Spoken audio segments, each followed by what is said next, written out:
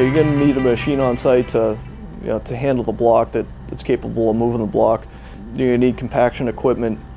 Again, you need an excavator or some machine that's going to be able to handle the size of the block. Depending on the size of the wall, or the size of the block you're using, that'll dictate what kind of machine you will need to set these block. There is a picking device for bobcats that can really increase the efficiency of a wall if it's built from the high side. So if it's built from the top, we see a couple of hardscapers with this that have very high proficiency. So when it comes to lifting the block, we recommended an R-rated safety guide. You want a hook that doesn't, that's going to fit in there properly, that has a rounded edge or a strap. What you don't want is an oversized hook or a sharp hook like a picking hook. So some of the things that you want to avoid, the oversized hook. If this is wedged between the concrete and the steel of the hook, the chain is coming up at this point, and that creates a lever action, and that can, depending on the size of the block, that can bust out the lifting device. You also want to avoid traveling distances over rough terrain, supporting the block with just that lifting device. That they're not made to absorb shock load. Using a cable instead of a chain will help you in some extent in that kind of an application, where the cable will absorb more of the shock than the chain will. The chain's very rigid under tension. As you're installing the wall, you're going to be, if it's a fill wall especially, you're going to be importing fill and compacting in usually 8-inch lifts, depending on the material. That'll dictate how tall of a lift you can go between compaction layers. Directly behind the wall, you don't want large equipment, you want smaller equipment.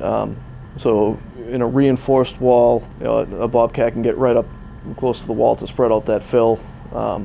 Once you're 5 feet away from the wall, you can start to use some of the larger equipment.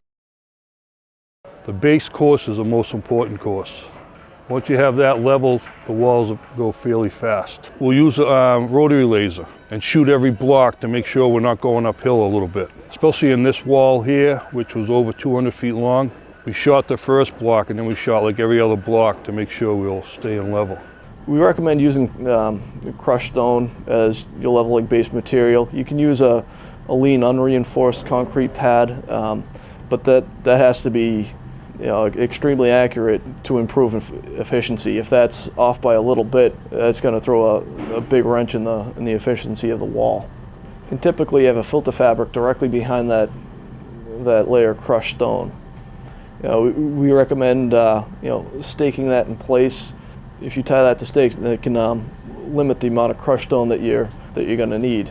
But if you have that filter fabric set up in a vertical fashion with some stakes, then you can compact directly behind that as well. So when you're setting your base course, you want a slight canter to the wall, so it's going to be slightly back, roughly a ½ an inch over the depth of the block. That really helps to ensure when you set that next course of block, you're bringing that all the way forward to engage the tongue and groove.